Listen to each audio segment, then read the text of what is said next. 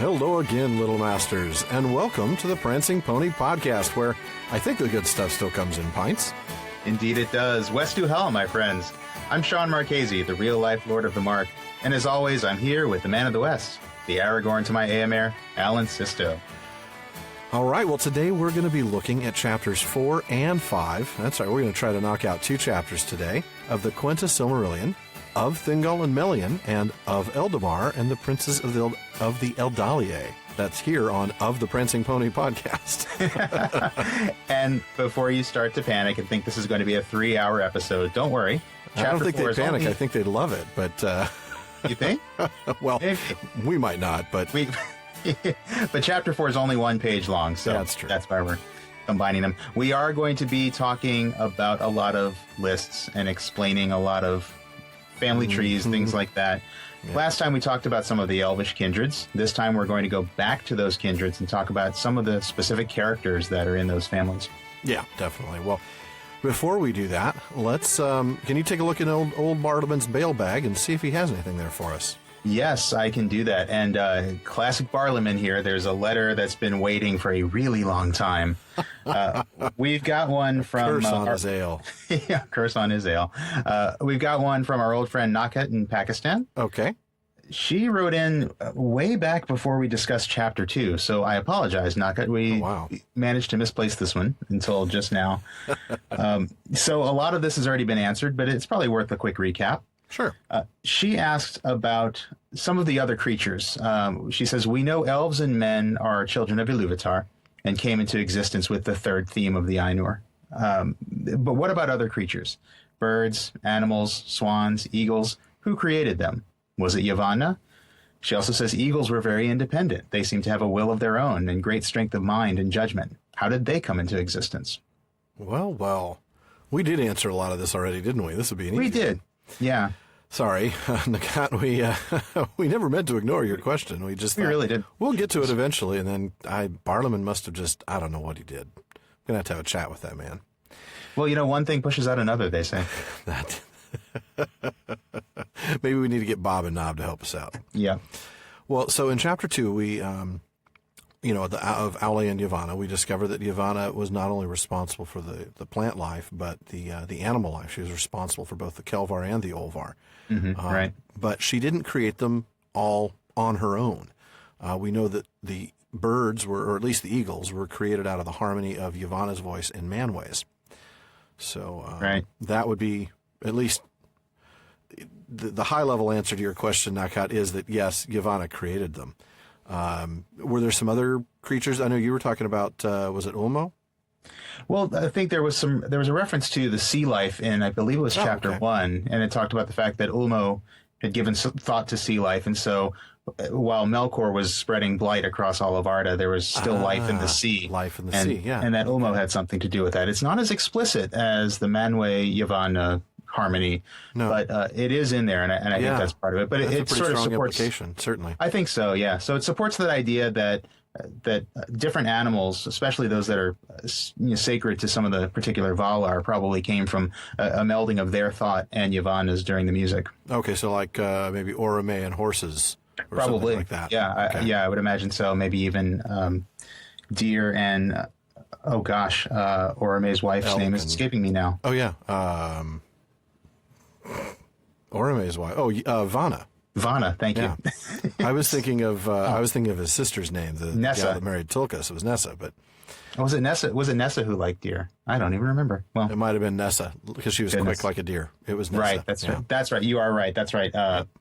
Vanna was flowers because she was so fast she could just run. Yeah, she could outrun the deer, just like Tilkas. But yeah. So. See, folks, even we don't remember all the Valar. Well, not off the top of our head. Not after we've prepared for discussing these 2 chapters. But exactly. Yeah, one thing pushes out another. Exactly. Exactly.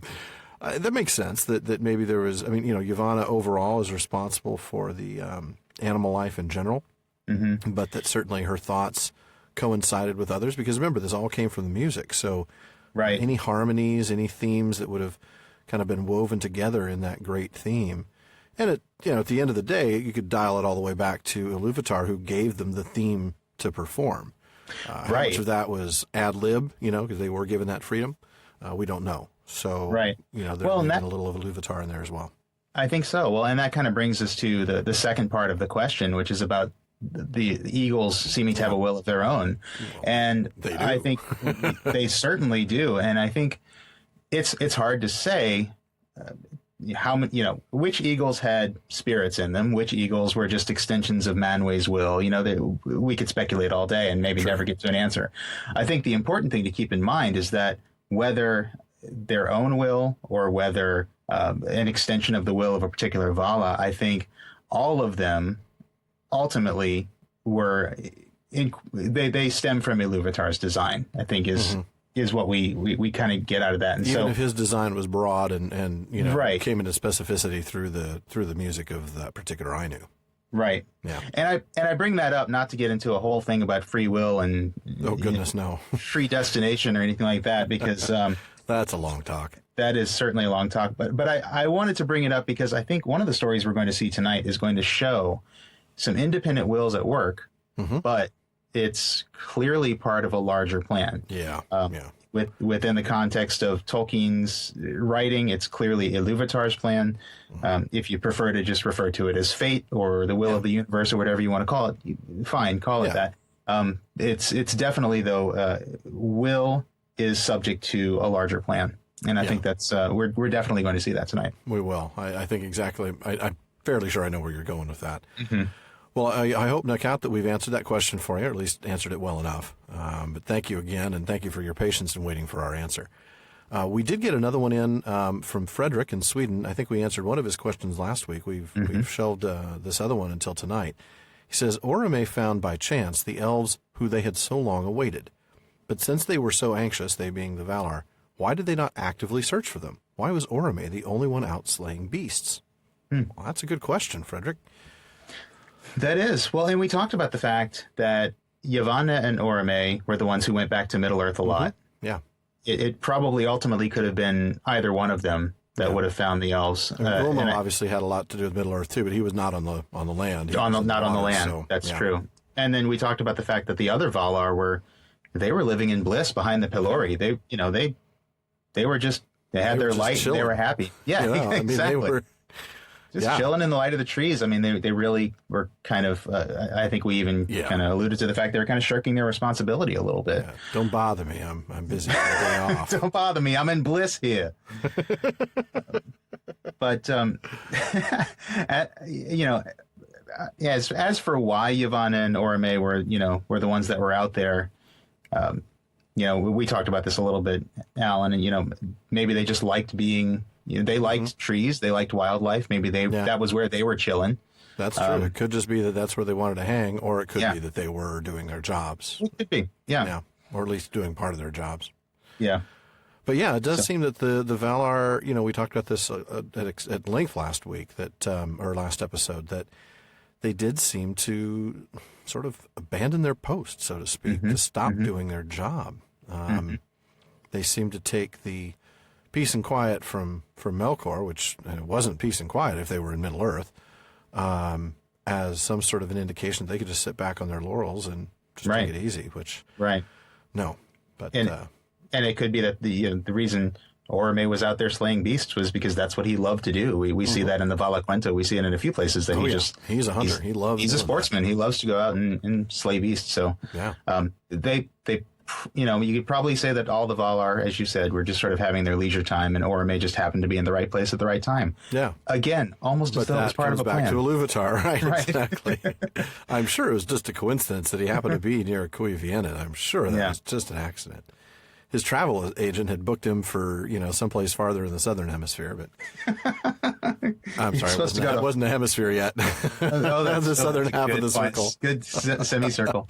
He was supposed to be in Far Harad. How did he end up at Cuiviénen? Far Harad, hunting the camels. The Mumakil. The Mumakil. That's a lot better than hunting camels. Oh man. So we've actually got one more question from Frederick. Also, so thank you, Frederick, for a couple of really good questions that are very timely. Yes, they are. Frederick also says, and throughout the Quenta Silmarillion, there are mentions like the light of Aman was in his face. But what does that mean? Obviously, it's something you can see in some manner, but is it more of a shiny glow, or is it rather good posture?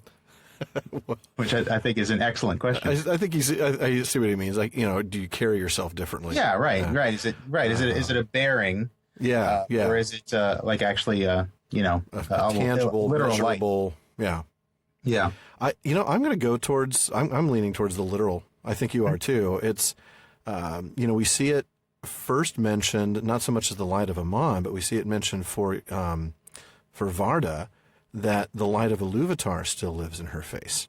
That's true. Which is even more amazing than the light of Aman, one would imagine.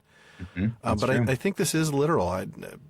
Again, trying not to beat the horse of theology, but Tolkien would have certainly been familiar with the story of Moses out of Exodus, when he would come down from the mountain after having spoken with God, and his face was literally glowing to the point where he had to veil his face when he would come down from the mountain.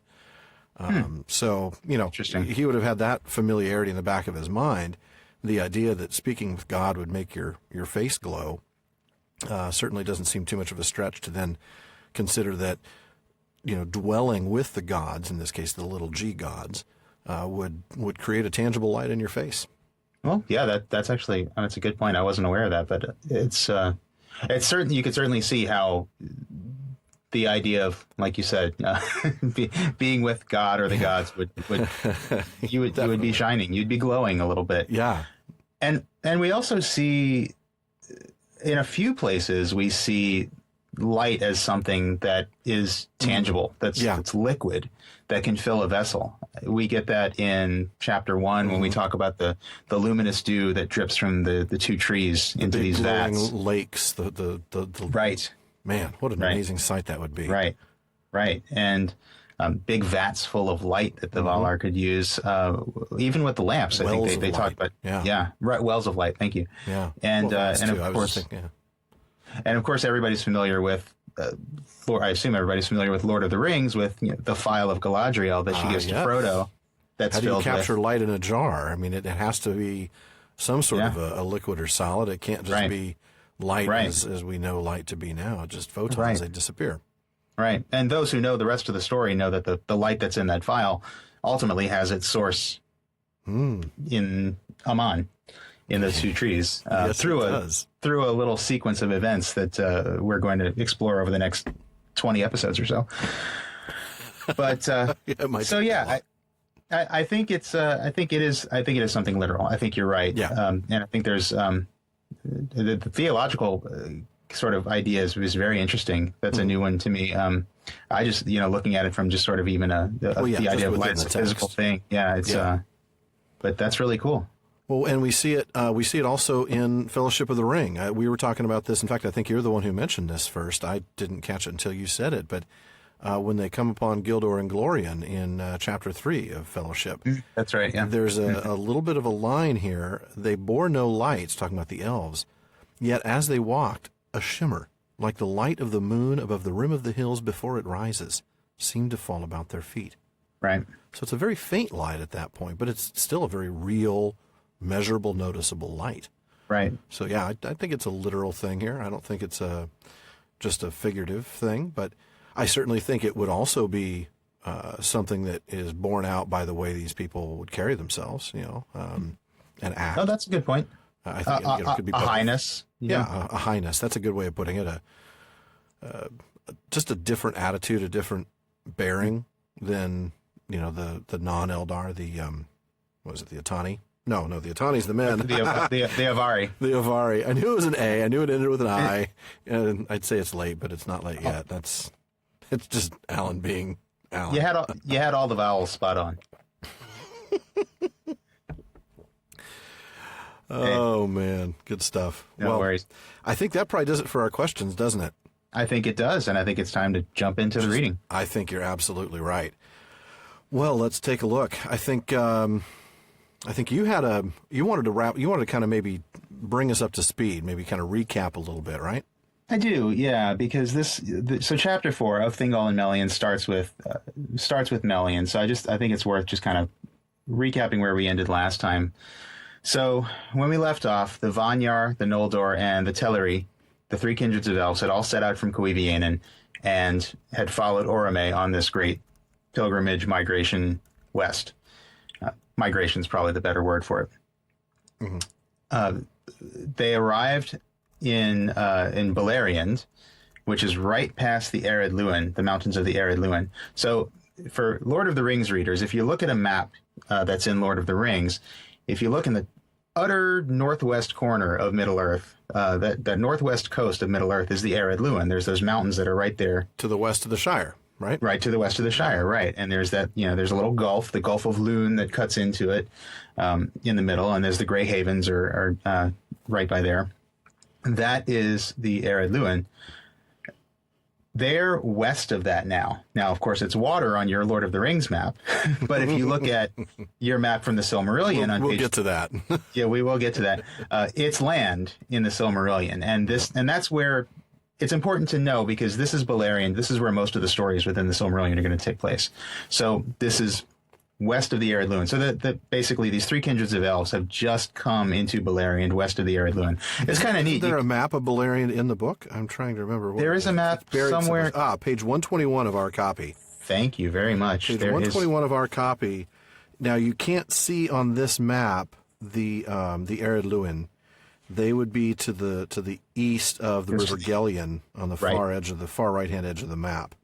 Right. So all of that area, which of course is underwater by the Third Age, is where the elves currently are. So right, and that's actually a really good map because it shows you the different kingdoms. Mm-hmm.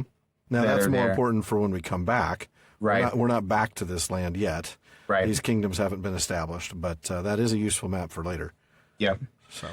So yeah, they've just come to Beleriand, which is where they're going to eventually come back to. And some of them are just going to stay, as we're going to see here. Mm-hmm.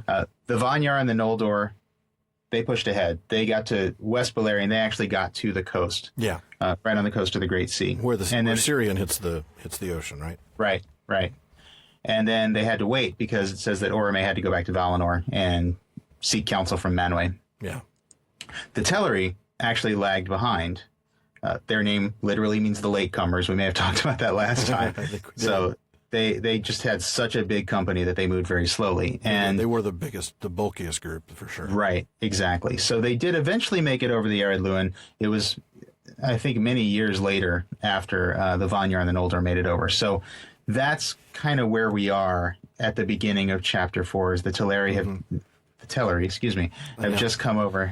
I know, I've pronounced it that way for a long time, too. Hearing Christopher Tolkien pronounce it himself does kind of change your way of thinking, doesn't it? It does. And one of the great things about doing this podcast is it forces us to check some of our pronunciations and make sure we're saying stuff right so we can do justice to these words. Mm-hmm. And sometimes old habits die hard. But the Teleri have just come over into Beleriand. And remember that Elwë, the king of the Teleri, wanted to get back as quickly as possible. He really missed the light of Aman. Well, and he was really good friends with Finwë. That's right. And so he wanted to join with him to get back over there. He had gone with Finwë to Aman in the first place to see the light, to see the trees. Right. They were two of the three ambassadors. So. Right. All right. That brings us to the beginning of Chapter 4. That brings us to the beginning. Well, the first thing, we're introduced to Melian right away. Now, we mentioned her back in the Valaquenta as one of Maya, and we kind of ignored her at the time. Well, it's a brief mention, and we did say we would get to know her pretty later. well. So here we are. Here's later. Here we are. Interesting. She's akin before the world was made to Yavanna herself, but she is a Maya in the service of Lorien. So I guess we take that from that it's best not to work for family. I don't know. But Lorien just had better benefits. I guess so, maybe. He had medical, better retirement. Yeah. Well, that's true. The health care from Lorien would be spectacular. Yeah. But among all his people, there were none more beautiful, more wise, or more skilled in songs of enchantment. Now, it's kind of a niche skill, but we'll see it comes in pretty handy. It will come in very handy in the ages to come, won't it? But everything comes to a stop, doesn't it? Well, it does. It does. Well, and it's that song of enchantment, isn't it? That comes to a stop. Even one thing Valar are enchanted by it. Yeah, that's right. And I love the fact that we see that nightingales are associated with her. She loves nightingales. She taught nightingales their song. Wow. Which that's really a beautiful image. That is. That really is. So that would be, for example, and to going back to Nakhat's question, that perhaps she paired up with Yavanna in the creation of the nightingales, maybe. That could be. Yeah. If she taught them their song, she may have had something to do with their forming. That's a very interesting idea. Probably so. I like that idea because we've talked about the notion that when the Valar work together, great things happen. There have been just a ton of examples of teamwork. Obviously, Manwë and Varda come to mind, or when they filled the lamps and Varda hallowed them, and I think it was Aule put them up there. I mean, it was everybody has a job to do in each of these big projects. I like this notion that though Yavanna was responsible for the Kelvar and Olvar, that perhaps other Valar and even Maiar in this case might have had a little bit of a say in that. Had a hand in creating them, and that could explain all the the amazing diversity that there is in the various forms of life on Arda. Yeah, I know that's pure speculation, but I like it. It's a cool idea. Logical implication too, certainly. It is. I think so. So she, when the Quendi awoke, she goes over to Middle Earth and fills the place with her voice and the voices of her birds. Mm-hmm. The Telerin, you're going to have to call me on that every now and then. The Telerin, that's okay. At least I'm not, apologies to Martin Shaw, but at least I have never called him Iluvatar. Iluvat, yeah. No, I don't. Can't get behind that one. Sorry. I'd pay big money to have Martin Shaw's voice. Those kind of pipes would really do a good thing for me. For those of you who don't know what we're talking about the audio book of the Silmarillion, which is spectacularly read by Martin Shaw.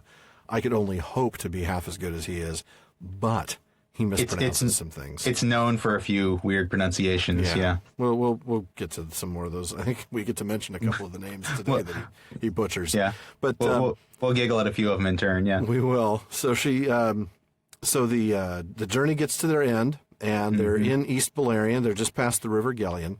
Yeah, and we see that. Yeah, go ahead. Elwë, as you said, Elwë was really good friends with Finwë. Yeah. And he used to travel across Beleriand to go hang out with Finwë. Mm-hmm. And he was on one such travel when he met someone unexpected. And I'd actually like to read now. So this is from page 55 of our edition, starting about halfway down. Mm-hmm. And it chanced on a time that he came alone to the starlit wood of Nan Elmoth, and there suddenly he heard the song of nightingales.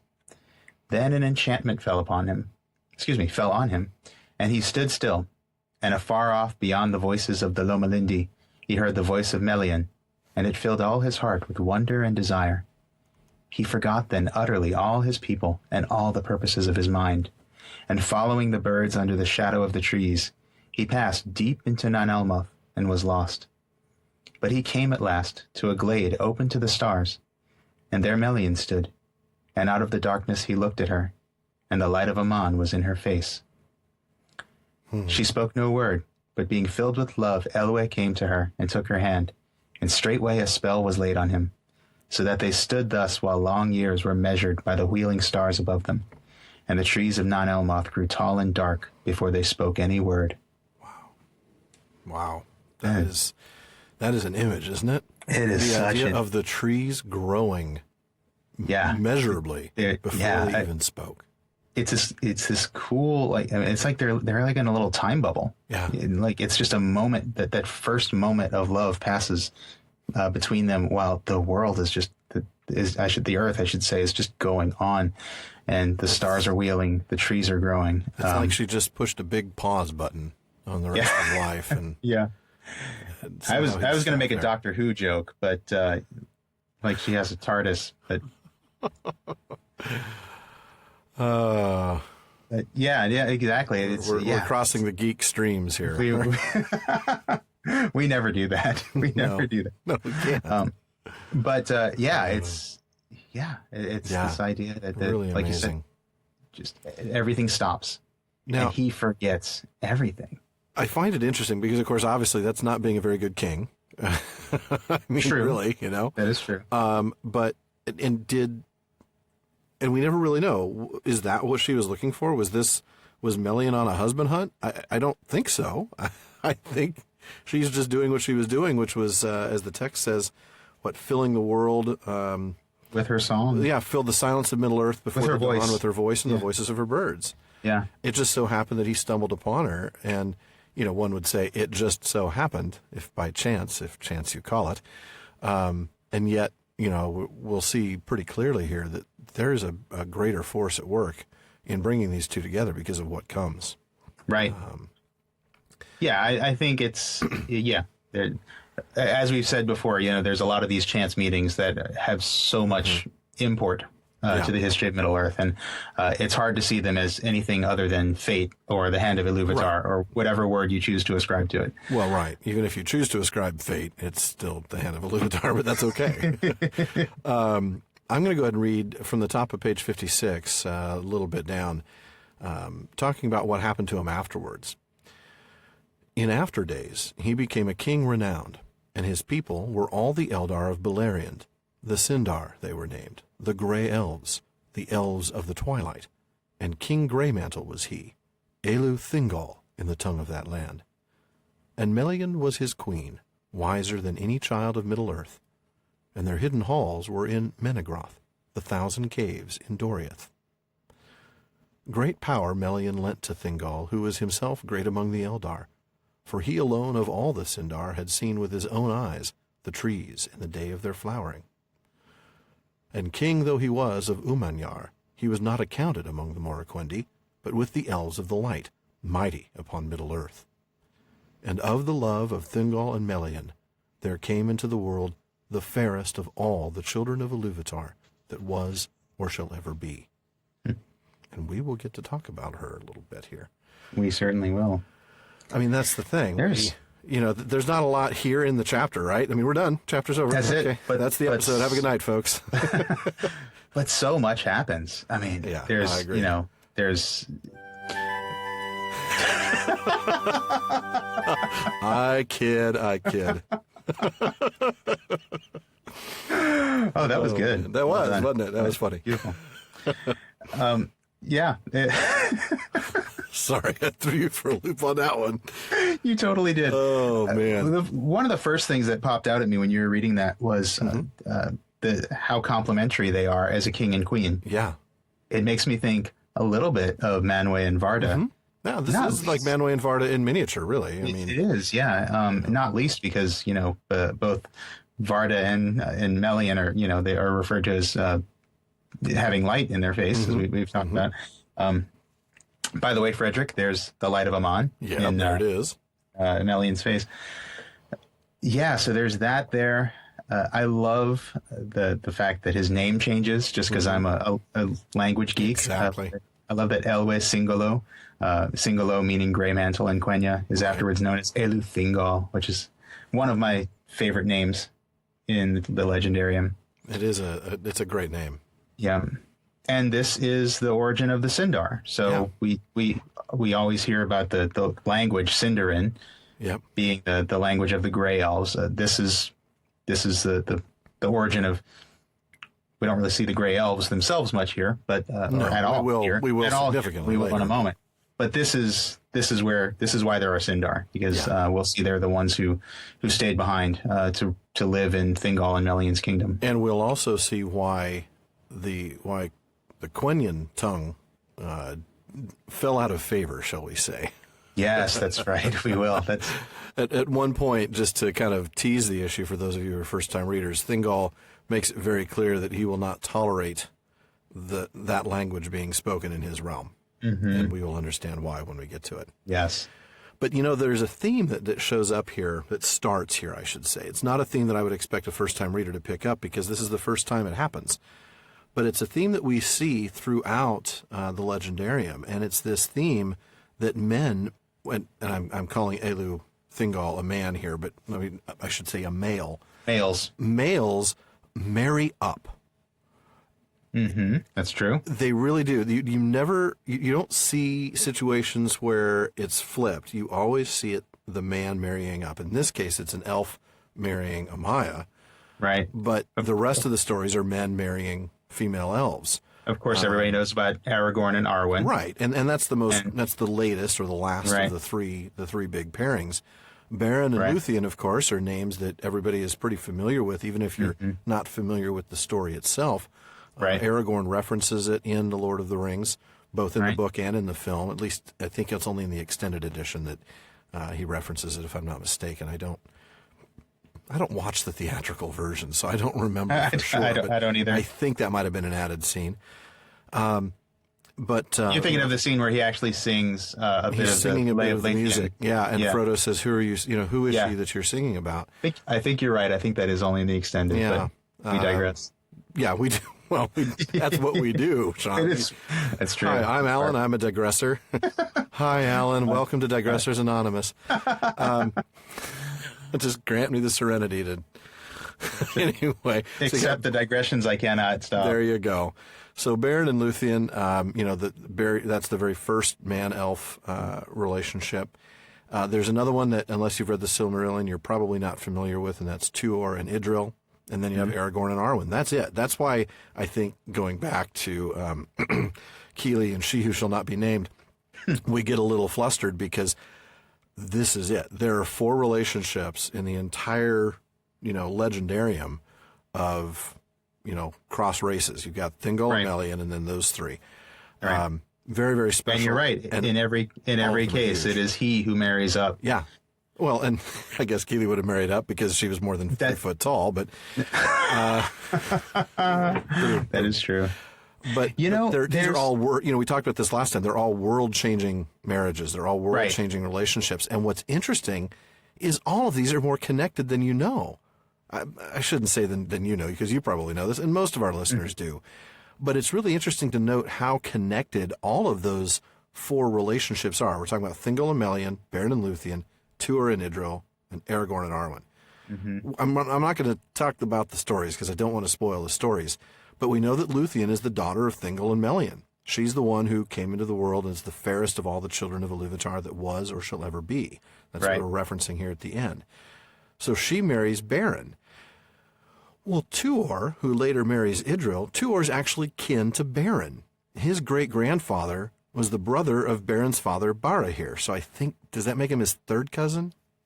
I think it's third. Yeah. I don't know about the removals. I never get what makes it removed. I always have trouble with those. But I think it's 3rd cousin because his great-grandfather, so his grandfather would have been Beren's cousin. They would have been at the same level. So if that's his grandfather, then it would be third. Yeah, it would be 3rd cousin. So so he's 3rd cousin of Beren, and he marries Idril. Now, the 2 of them have a child who you're very familiar with. Oh, yes, I am. Eärendil. You said his name, not me. Which is rare. I have a thing about Eärendil. An unhealthy obsession with Eärendil. Some of my friends know this well. Yes, I mention Eärendil every chance I get. Well, why not? He's one of the most amazing characters. Cool. The story is just awesome. Can't wait to get to that, but we'll have to wait because it's a long time from now. So Eärendil marries Elwing. Well, Elwing is the granddaughter of Beren and Luthien. So those 2 connections, the Beren-Luthien connection and the Tuor-Idril connection, come back together in the marriage of Eärendil and Elwing. I'm going to just pause you right there because even that is kind of Eärendil marrying up if you think about the fact that Elwing is the one that has the Maya blood. That's true. Because she comes from Beren and Luthien. Well, and Eärendil is only 50-50. He's he's half man from That's Tuor. True, and Elwing is more. Elwing's like more elf. 1/8 Maiar and the rest elf. So he marries up except for her human grandfather. Well, Beren. yeah, that's true. So she's 1/8. I'm not good at math. The numbers start to. I'm thinking 1/8 Maiar, 1/4 human, and I guess that would make a whole lot of other 8ths or 16ths. There is a chart out there somewhere. Something on the like that. A chart. But so she has a little bit of human in her because of Beren, but she also has a little bit of Maiar in her because of Melian. Yeah. So that's another marrying up. But then their kids, everybody's familiar with these 2, are Elros and Elrond. And they're given a choice. Do they pick mortal or elf? Elrond, of course, becomes an elf, or chooses to be counted among the elves. He has a daughter, Arwen, who we're all very familiar with. On the other hand, Elrost becomes a man and is the first of the Númenóreans, and Aragorn is descended directly in line from Elrost, who then marries Arwen. So everyone who was ever involved in a cross-racial marriage was all connected in the same family. It's all the same family. Yeah. I mean, very distantly. Distantly, right. This isn't like, it's not No, it's not. They're not inbred, but they're royal, so there's that. Well, yeah. Different kind of royal than some of the royals in recent centuries, but yeah. Anyway, I just think it was such a fascinating thing. I had put all that together, of course, before everybody thinks about the Aragorn-Arwen connection, and Aragorn being cousins with Arwen by 47th cousin 60 times removed or whatever. Yeah. But I'd never really put together the fact that the Beren and Luthien line comes back together through the Tuor and Idril line, and that leads directly to the Aragorn-Arwen connection. Yeah. So they're all wrapped up together, and they are all, every single one of these, world-changing. What Beren and Luthien do, what happens with Tuor, what happens with their child, Eärendil, and then, of course, Aragorn and Arwen and the, ushering into the Fourth Age. So, yeah, you'll forgive us if we don't want any other, cross. Well, and I think therein lies the one possible explanation of why it's always the male that marries up. I think there's a line actually right before the paragraph you read about, and I'm going to have to go back to it here. But it is the... if you want, I can take it. Why don't you take it? I'm having a little trouble. So Elwë Singolo came never again across the sea to Valinor, so long as he lived, and Melian returned not thither while their realm together lasted. But of her there came among both elves and men a strain of the Ainur, who were with Ilúvatar before Ea. Thank you. I'm glad one of us is organized. Yeah. I'm just still on the same page. That's all it is. Too lazy to turn a page. That's, I think, so there we have this idea that there's a strain of Ainuran blood that is in this family line that goes all the way down to Aragorn and Arwen. And we talked about, back in episode 6, I think it was, on Tolkien Reading Day, we talked about the fact that Arwen marrying Aragorn sort of kind of brings fresh blood into the race of men. It really does. I think in every case, maybe not in every case, but I think that the end result of all of these marryings up is each time the woman brings in a higher level of lineage into sort of a male, I guess a patrilineal family that has, I guess that has degraded in some way, or sort of fallen in some way. Yeah, weakened in some way. Weakened is a good word. Yeah, or thinned. The blood is thinned. Yeah, that's a good point. And I hate to. I kind of feel bad putting it that way. But you're right. It's a patrilineal. It is kind of it's a patrilineal world, and so there's the idea that sort of the house is the house of the father. Right. Always. And so the lady coming in and sort of bringing a higher blood into it. Yeah. I think there's something there. I think there is. I also think, and I always caution myself, let alone anybody else, not to read too much into the biographical material. We've talked about this before, but we know how much Tolkien absolutely adored his wife. How passionately he felt for her, for Edith, when they were young, and really in his mind, he would tell you he married up. I mean, interesting. He saw her as being worthy of so much, and it just that's why, as you know, as almost all Tolkien fans know, on their gravestone it says Beren and Luthien. Right. He saw her as his Luthien. Yeah. So I think there's a little bit of that too. I don't want to read into the text his biographical material. But as an author, he is going to be influenced by his own life, even though he's not attempting to be, allegorical of his own life. Exactly. This isn't allegory, but at the same time, there is some recognition that, from his perspective, a man marries up when he marries a quality woman. The only one I can think of that, but it's kind of different. But there's Faramir and Éowyn. Now, obviously, they're both human. Well, right. That's the thing. They're both human, and they're both. But Faramir's Númenórean, and Éowyn is not. No. And she even has that little line, that little dig. That would she be gets marrying in. down in a way. I think it could be from Faramir's perspective. And she even gets in that little dig about, would you have them say that you've tamed a wild woman? Yeah. Well, actually, I like them yes, thinking yes, that I've I would tamed have a wild them say woman. that. This is the answer. Although, so I guess that's a case of, sort of her marrying up, but at the same time, she was probably the bigger war hero. So well, and also she was not the daughter of the king, but the niece of the king.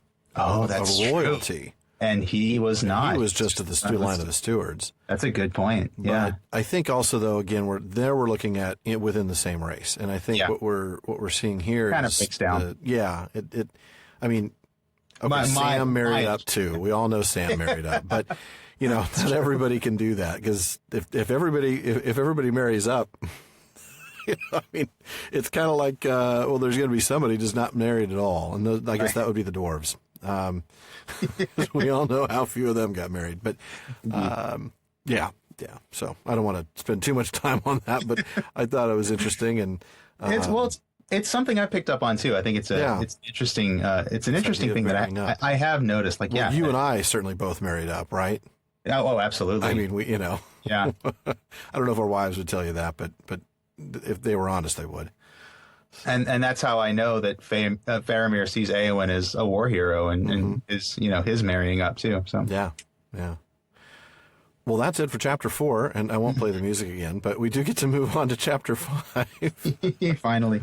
Oh man, lots and lots of stuff here, and we'll probably go through little bits and pieces and kind of pick little tidbits out and talk about them. First thing, I was going to ask you, and we didn't get a chance to talk about this before the episode started, but a lot of times we see the phrase "of the Hitherlands" or "from the Hitherlands," and is that specifically Middle Earth, or is that just anything other than Aman? That's a very good question. I don't know. I'm going to look that up. I couldn't find a convincing answer either way. Page, it's the index of the Silmarillion. Oh, actually, well, an index always would, wouldn't it? Thank you. Page 335. Yep, Hitherlands, Middle Earth, also called the Outer Lands. That's what I thought. Okay, it seemed like it was pretty much synonymous, especially when we talk about the very specific things, like at the beginning of chapter 5, about the sea between, or that divided Aman from the Hitherlands. Right. That really would mean only one place, but right. I just wanted to make sure. That's a good question. It's one of those. Yeah. Tolkien likes to throw these little terms at us that he only uses once or twice. Yeah, I think he uses that in this chapter a lot, and then we don't see it again very much. Right. There's a phrase here that I really like, a little turn of phrase about Ulmo that. So we get. I'm sorry, I've just jumped ahead of myself. So we've already talked about how the Telerin are back there in East Beleriand. Trying to find Elwë. Hello, Elwë, where are you? Where are you, Elwë? Come out, wherever you are. Elwë. But the Vanir and Noldor are on the last western shores, and Orome has led them there. Wisely did not lead them to the north. Nope. Smart man, that Orome. But they're a little bit intimidated by the ocean. They've never seen it. They would have seen lakes, they would have seen rivers, but here's an ocean before them, between them and the mountains of Aman. Now, I don't know if they can see the mountains of Aman from there. They probably might, not. Because it's a flat Earth. Spherical Earth, right? That's the thing. It makes true. me think they could, but maybe only on a clear day. I can see Catalina on a clear day, and that's like 20 some odd miles off the coast here, but. Just reminding myself that I live in Southern California. But. And reminding the rest of us and you're that in you Texas. live in Southern California. Thank you. Thank you very much.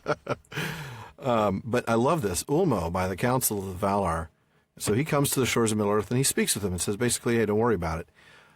But because of his words and the music which he made for them on his horns of shell, say it. Ulumuri. I love that word. Their fear of the sea was turned rather to desire. I love that. I probably rounded the U on that way too much. It's probably more like Ulumuri, but I don't know. I just like to say Ulumuri. Ulumuri. Yeah. Slower. Like, Ulumuri. Ulumuri. Savor it. Just exactly. Savor every syllable. So and I do love the fact that his music turns their fear of the sea into desire. Yeah. It doesn't negate it. It flips it around. It makes it full on positive. Yeah. And remember that Ulmo didn't even want them to come to Valinor. Mm-mm. He wanted them to stay in Middle-earth. He said that in the last chapter. And we see it here again, actually, later on. But that's right, yeah. So then he uproots, and I love this. Therefore, Ulmo uprooted an island, which long had stood alone. He just, no big deal. I'm just going to pick up an island. Just pick up an island. And what'd you do today, honey? I picked up an island. I mean... Oh, here's what I wonder about this. Was he in his anthropomorphic form? Was he in his raiment of the children of Elu? Was it actually like big giant Ulmo? Big arms. Ripping up an island and just lugging it across the sea? Or just a massive set of waves? Right. Yeah. I hope it's the first one. That would be pretty cool to see. I'd like to see I really that. want to imagine him picking this thing up. Well, it must have been a little heavy, though, because then he needed to get the aid of his servants to move it, as it were, on a ship. That's true. But so that's a fascinating. I love this because every once in a while we get these stories that what they end up doing is explaining natural phenomena. There's an entire chapter of the sun and moon, but here we get to find out why there is an island still in the Bay of Valar. We find out that when they take this island and they move it away, the part that was anchored in the bay ends up staying there. Yeah, it's such a great mythological touch. It's exactly the kind of thing you find in any mythology of the world. Yeah, exactly. That kind of just explanation of that's how this island got here. Mm-hmm. Yeah, I love that. Let's see. So the Isle of Valar. Yeah, but let's see here.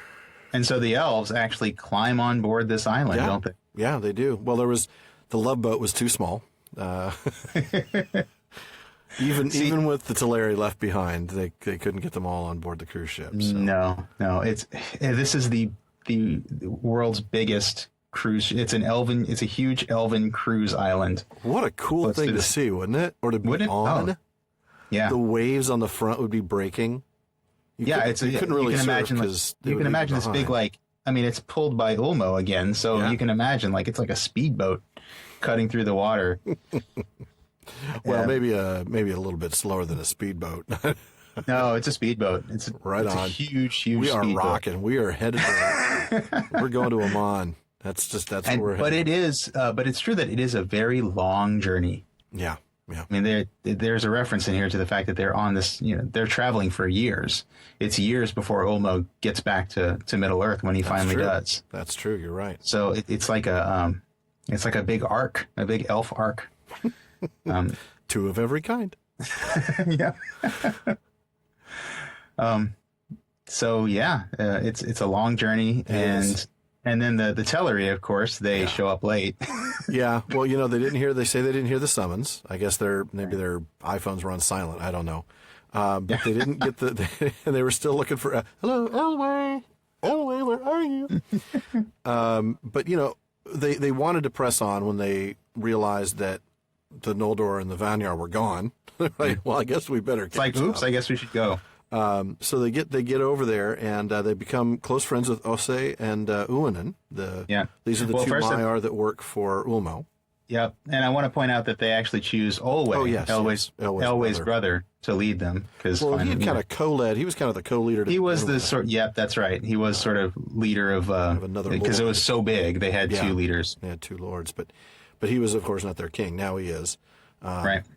So they become friends with Ose and Uinen. Ose teaches them lore and music and all manner of sea lore and sea music. Yeah, love that. And then, and I love this next sentence. So right before all manner of sea lore and sea music, thus it came to be that the Telerin, who were from their beginning lovers of water and the fairest singers of all the elves, were after enamored of the seas, and their songs were filled with the sound of waves upon the shore. Mm. I love that. Nice songs. I'd like to listen to those songs. Oh yeah. And there's a connection between the sea and the music again. Mm-hmm. Always a beautiful connection in Tolkien. Mm-hmm. And always. So they end up sort of making a good life for themselves right there on the shore, just hanging out with Ose and Uinen. Mm-hmm. But Ulmo hearkens to the prayers of the Noldor. Finwë says, "Man, I really want to get back together with my friends, the Telerin, and would you please bring them to Aman?"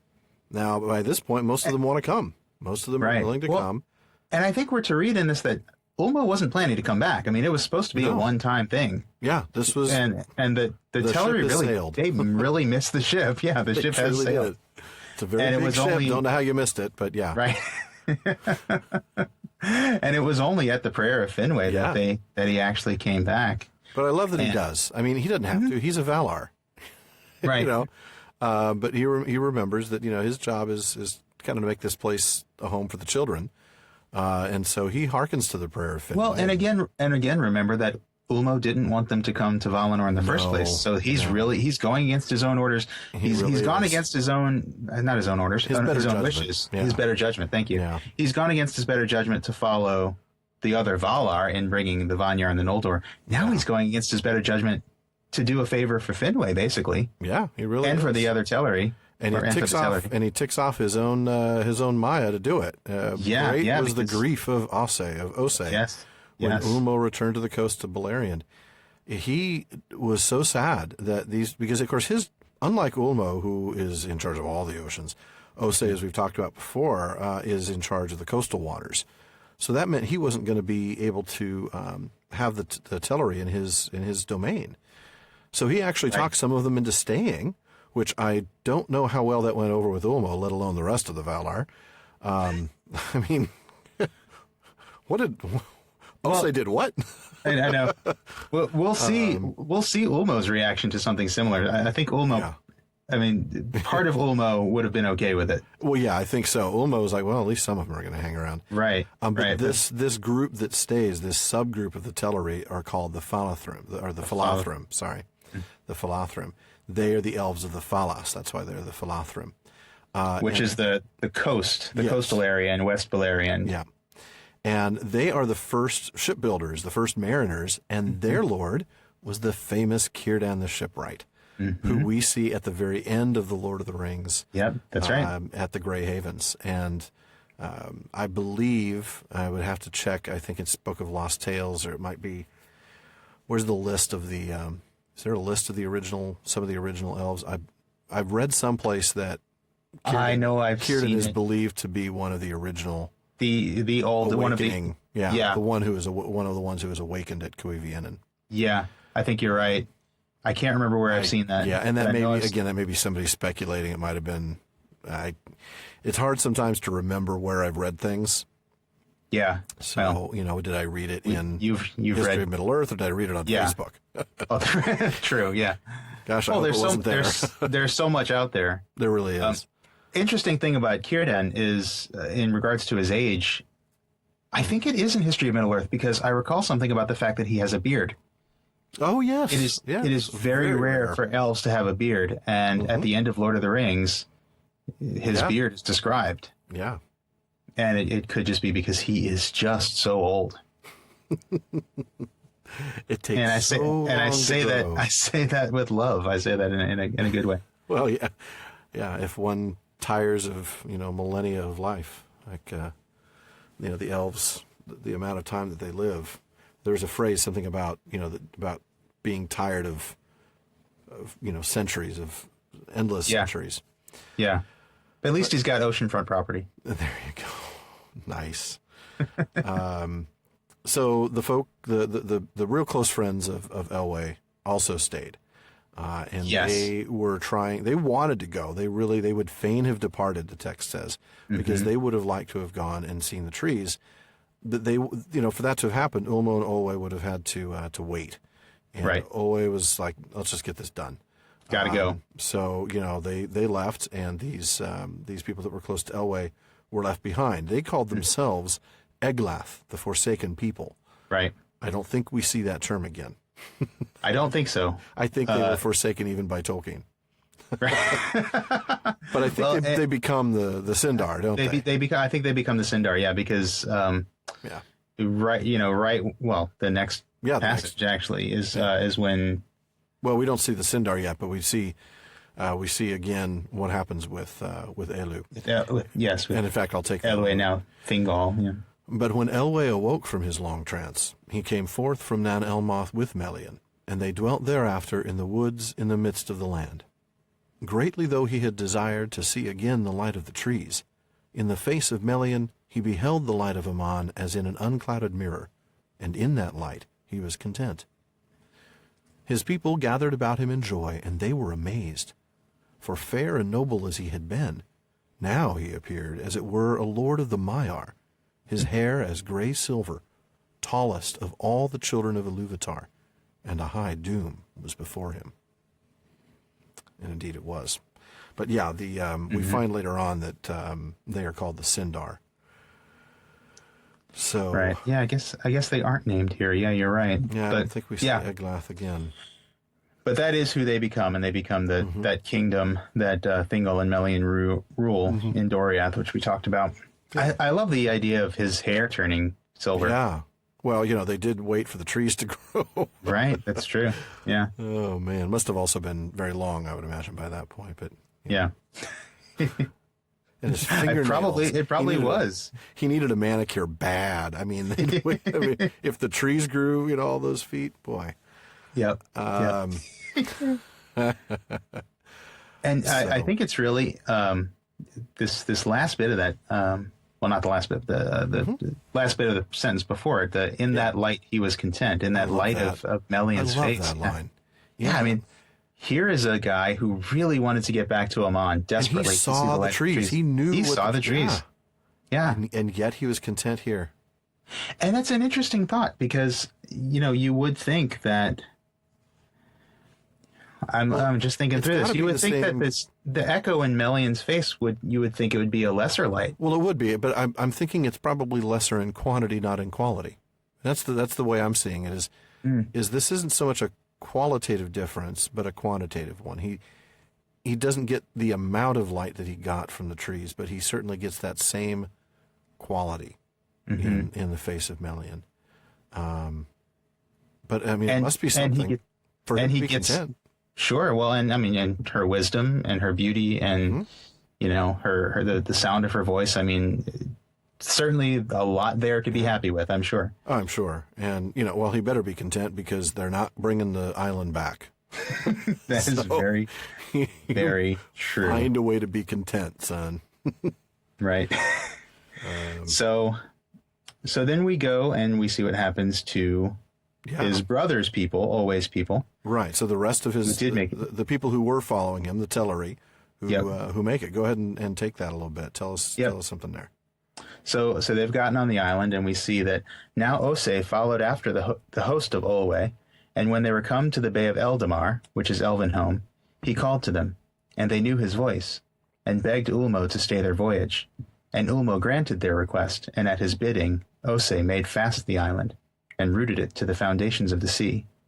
Ulmo did this the more readily, for he understood the hearts of the Telerin, and in the council of the Valar he had spoken against the summons, thinking that it were better for the Quendi to remain in Middle-earth.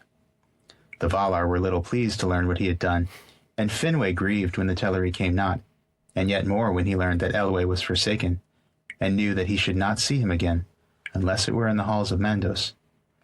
But the island was not moved again, and stood there alone in the Bay of Eldamar, and it was called Toleracia, the Lonely Isle. There the Telerin abode as they wished, under the stars of heaven, and yet within sight of Aman and the deathless shore. And by that long sojourn apart in the Lonely Isle was caused the sundering of their speech from that of the Vanyar and the Noldor. Giving Tolkien a chance to create yet another language. Yep. There's always a sundering because that makes his job more fun, doesn't it? Yeah, right, exactly. And I love that because this is almost a forgotten language. I mean, obviously, it really is. Yeah, when we think of the Elvish languages that we think about all the time, Quenya and Sindarin. Yeah. There are others. There are others that are named. And Telerin, which is the branch that we're talking about here, the language of the Telerin of Eldamar, there actually are a few words of it here and there sprinkled throughout the Legendarium. There are a few, huh? There are. In fact, I'm going to give you at least one. Yes, go word nerds. So word nerds. It doesn't, but it's funny because I often almost forget about this language. But I did a little looking in the history of Middle-earth. So in the peoples of Middle-earth, Tolkien does say that the Telerin spoke a closely related language, still largely intelligible to the Noldor.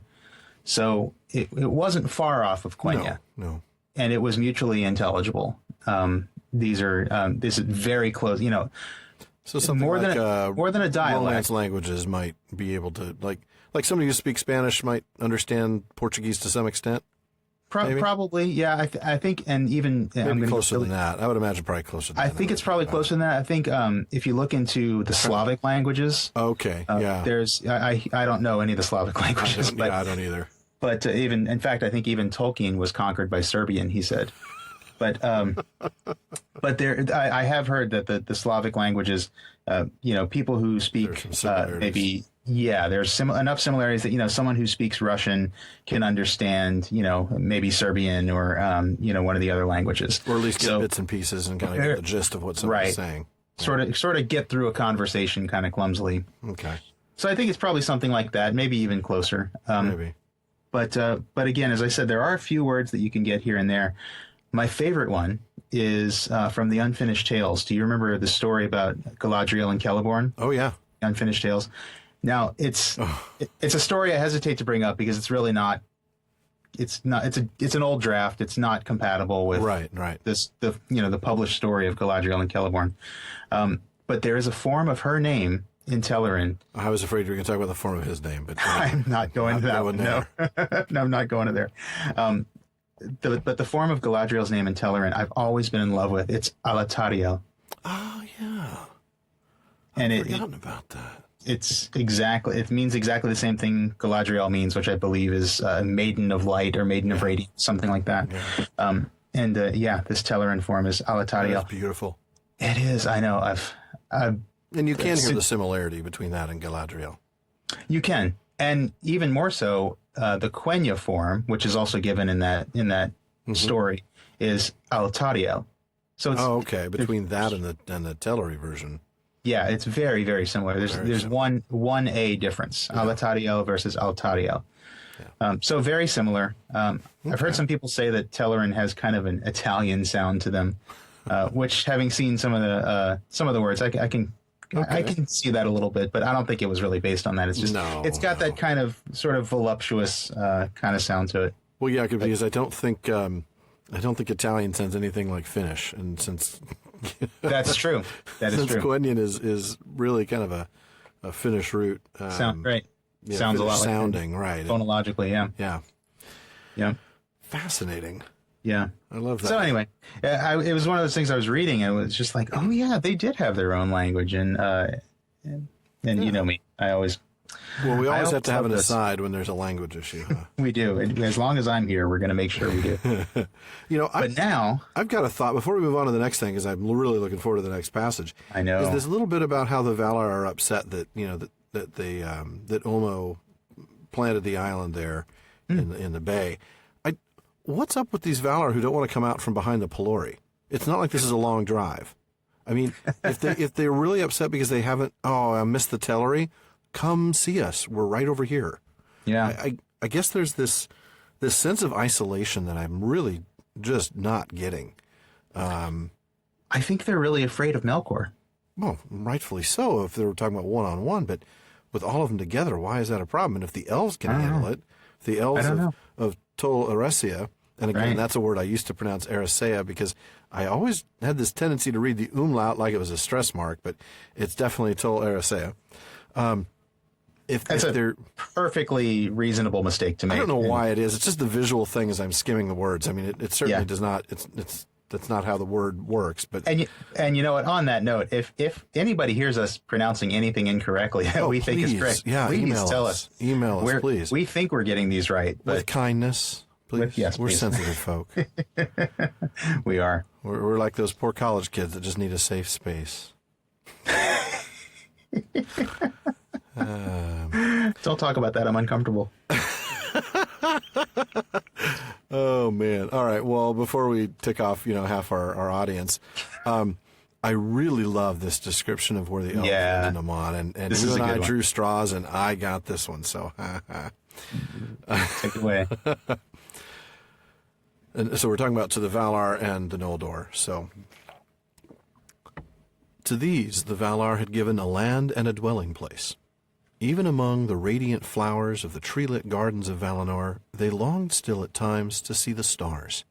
and therefore a gap was made in the great walls of the Pelori. And there, in a deep valley that ran down to the sea, the Eldar raised a high green hill. Túna, it was called. From the west... Did I hear a snicker? No, not for me. Not at all. I didn't know it wasn't me. Is there a third person on here? Is somebody listening? Is somebody on our line? I tried. I really tried to hold Túna. it in. Okay, yes, it's Túna. I want to keep calling it Túna, but this time it's a stress mark, not an umlaut. I have to call it Túna because that's what it is. That's what it is. It's just an unfortunate... I don't think Tolkien was like craving, tuna on rye or something like that. But hey, just, It's still not as unfortunate as the Telerin name of Celeborn, which I advise anyone listening to Google. No, actually, don't Google it. Don't Google. Do not Google it. Never mind. Do not Google it. Oh my goodness. Okay, I'm going to have to go back just a couple lines here because this is such beautiful language. And Please continue. I'm sorry. Straight face. Okay. From the west, the light of the trees fell upon it, and its shadow lay ever eastward. And to the east it looked towards the bay of Elvenholm, and the lonely isle, and the shadowy seas. Then, through the Calakiria, the passive light, the radiance of the blessed realm streamed forth, kindling the dark waves to silver and gold. And it touched the lonely isle, and its western shore grew green and fair. There bloomed the first flowers that ever were east of the mountains of Aman. Upon the crown of Túna, the city of the elves was built, the white walls and terraces of Tirion. And the highest of the towers of that city was the tower of Ingwe, Mindon Eldalieva, whose silver lamp shone far out into the mists of the sea. Few are the ships of mortal men that have seen its slender beam. In Tirion upon Túna, the Vanyar and the Noldor dwelt long in fellowship. What a beautiful place. Such a beautiful image. It really is. You know, it takes you a while because you think, well, okay, so there's just a pass in the mountains. But what it's so hard to visualize is all of the light is on the other side of the mountains. Right. That's the only source of light right now, other than the stars, are the trees and the vats, the lakes, and all of that. Yeah. So east of the mountains is darkness. It's starlight darkness. It would be like if you had the sunrise coming up in the east and it stayed there and it never moved through the rest of the sky. And so all the shadows go back. I'm sorry. It would be like if you had the sun setting because it's in the west. In the west, right. My mistake. I'm getting my east and west mixed up. It would be like if you had the sun setting and so the shadows are all pointing to the east and the sun never moved. Well, you'd still want to be able to experience maybe some of that, a little bit of the twilight and see the stars. And sure enough, that's how this works. They're able to go down to the water and go away from the pass and experience night and starlight, or come back and get the light of the trees. It's beautiful. You could have daylight or night choice. or starlight at your choice. I love that, and I love kindling the dark waves to silver and gold. Can you imagine seeing the waves backlit? The trees are behind you, and so the shore is just lit up with silver and gold, the light from the two trees.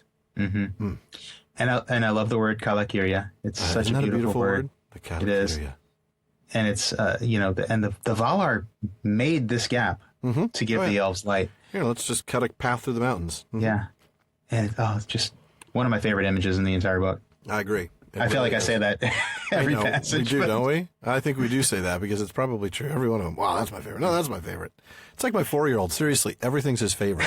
Oh, yeah. Is that what you do with your son? It's like, well, my favorite, I think it just means I like it, but, everything's his favorite. This show's my favorite. This show's my favorite. Yeah. This car is my favorite. This my son's favorite. My son's 3, so there's still a lot of things that he hates for no reason. But then 5 minutes later, it's his favorite. Hatred. Yeah, exactly. Yeah. Well, just wait. You're gonna have some fun times ahead. And so back to the light, though. So it actually shines not just to Tirion upon Túna, but also even further east out to Tolerancia. Yeah. Just far enough to get the first flowers to bloom. Yeah. Beautiful. Absolutely beautiful. What a place to live. Well, right after this is a passage that I want you to take that tells us a little bit about the tree. Not only the two trees that we've spent so much time talking about, but the white tree that we see in The Lord of the Rings. Go ahead. Yep, I will do that. So we've talked about the Vanyar and Noldor dwelling long in fellowship upon Tirion. In the next sentence, I'm going to pick it up right there. And since of all things in Valinor, they loved most the white tree, Yavanna made for them a tree like to a lesser image of Telperion, save that it did not give light of its own being. Galathilion it was named in the Sindarin tongue. This tree was planted in the courts beneath the Mindon, and there flourished, and its seedlings were many in Eldamar. Of these, one was afterwards planted in Tolaressia, and it prospered there, and was named Celeborn. Thence came, in the fullness of time, as is elsewhere told, Nimloth, the white tree of Numenor. So we'll talk about that whole lineage. It's one thing I've always wondered about here. Actually, I'm not sure why the name is given in Sindarin. Yeah, because these are high elves; they should be speaking Quenya. Even if it was the Teleri who named it that, you'd think they'd be speaking Telerin. Yeah, but I don't know. Why are we given the Sindarin name? I'm thinking it's only because, remember, the elves are writing this later, right? I mean, this is a history. That's true. And those who would be reading this history would know of the tree as Galathilion. True. That's a good point. Through its lineage. In other words, they would know. That's how they would know it. They would be familiar that's a good with that point. name. That's but a I good am point. surprised that he doesn't give both names. Because a lot of times he does that, where he gives both the Quenya form and the Sindarin form. Right. And this word Galathilion actually means son of the silver tree, which is kind of yeah. So let's take a moment to trace this lineage, because you did mention Lord of the Rings. So Telperion is the form upon which this was based. So Yavanna is creating Galathilion as a lesser image of Telperion. Yeah. We see that, so Galathilion is planted in Tirion. It has a seedling called Celeborn. No relation to Celeborn of Lothlorien. No. Just the same name. Celeborn, which is in Tolaressia. And then Tolaressia has a seedling that is going to be called Nimloth. And several thousand years from now. Right. Actually, no, I'm sorry. Well, we don't know. We don't really know the exactly amount of time. It is a long time. It's the end of the first age, right? Yeah. So eventually, the elves of Tolaressia are going to give a seedling of Celeborn, which they're going to call Nimloth, to the men of Numenor as a gift of their friendship. Yeah. And that's going to be planted on Numenor. Right. On Numenor, on the basically on the was it on the Meneltarma, the pillar? I don't remember if it was, or maybe it was. I think it was in the courts of the king, castle courtyard. Yeah. So you're right, because there was that passage in the Akalabeth that talks about it. So Nimloth will be the white tree in Numenor, and then when Numenor falls, a seedling spoiler alert, right? A seedling of the white tree is going to be taken by Isildur, who flees the wreck of Numenor, comes back to Middle Earth, and with his father and his brother founds the kingdoms of Arnor and Gondor. And so the white tree that is in Minas Tirith, the dead one that we see in the courtyard. That would be the third tree. The one that we see in Return of the King is the third tree. Right, because they planted one in Minas Ithil, which was the original name of Minas Morgul. Right. And then after that fell, I believe, is when they moved a seedling of that tree to Minas Anor, which became Minas Tirith. And then it was the third tree. Yeah. Or was the second? It was the second. No, it was the third tree. The second tree, I think, died. Oh, I'd have to look it up. I remember reading this lineage not too long ago. I think it died in some sort of plague. There was some sort of, I don't have the exact dates. That's the problem, is a lot of these, except for the planting of the fourth tree, which is the one that we see which is the one that Aragorn plants. Yeah, Aragorn finds the seedling on the slopes of Mindalawan after he has been, before he's been coronated, if I'm not mistaken. Yeah. You are correct. Great Plague in the Third Age year, 1636, was the death of the second tree. Or no, of the third tree. Of the second tree. the second tree, which was the first tree of Minas Tirith. Right. And then, 1640, a seedling was planted. That's the second tree of Minas Tirith. Which is the third white tree overall. The third white tree overall in Middle Earth. Of Gondor, right. Of the realm in exile. It dies in Third Age year 2852 after the Line of the Kings fails. Right. And that's the dead tree that we see in the Court of the King up in at the top level of Minas Tirith. Right. So, to recap all of that, the white tree of Minas Tirith is descended in direct line from Galathilion in the Undying Lands, which was created by Yavanna. Yeah, as basically a reproduction, a non-functioning reproduction of Telperion. Right, yeah. A replica. A replica, you're right. That's what it is. It's like some sort of collectible. Yeah. But yeah, it looks... It's not the original movie prop, but it's a... Right. You can tell because it doesn't produce its own light. Yeah, exactly. Every collector knows that. Well, it could make its own light if you just put a few double A's in it, for crying out loud. Right. She gave them the instructions and they just didn't know what she was talking about. I have to say, and I don't want to spoil it too much, but the story of how Nimloth gets to, how we get to that first white tree in the Akallabeth, and I'm just going to summarize this because I don't want to spoil the whole story, but Isildur doesn't just plant that first white tree. He plants that first white tree of Gondor after having risked his life to get a fruit from Nimloth, because by that point, Sauron had effectively taken over and was ruling behind the puppet king Ar-Pharazôn, and had made it such that you couldn't even get to the tree. The tree was forbidden. It was completely forbidden to even go near it. Nobody could go near it. Not just the faithful, not just the enemies of the king. Nobody could go near it. Right. And Sauron had even wanted Ar-Pharazôn to cut it down and use it as kindling for the sacrifices they were making. I mean, this was, heady stuff here. And finally, Isildur is able to go in, get a fruit off the tree, escape without them knowing who he is, and then that fruit blooms or takes root, and that little tree is then brought back to Middle-earth on one of the boats that escapes the wreck of Numenor. Right. So it's just an amazing story that they were able to get that over here, because it really should have ended with Nimloth. But it didn't. And again, that's just really cool stuff. And I love those little details. It's just so cool that Isildur is the kind of hero that actually would take the time to do that. Because it's important to have that connection to the past. Yeah, it is. And to, especially more than ever at the downfall of Numenor. Oh, man. He wants to preserve any relic of his family's past glory, past nobility. Yeah. And so often Isildur, for some good reason, gets a little bit of spite because he failed to destroy the ring when he had a chance. Right. But we're forgetting he was quite the hero. He's quite the he's a good guy here, and what he's able to do in salvaging a fruit from Nimloth was incredibly meaningful. So yeah. Well, we better keep moving, or we're going to get to the family tree and go, well, we're out of time. Let's do it. There's one little thing before we get to the family tree itself. One last thing is to note what the Noldor do. And did you want to take this? You want me to take this about the Noldor being beloved of Aule and what they did? You can take this one. I took the last one. Just real quickly.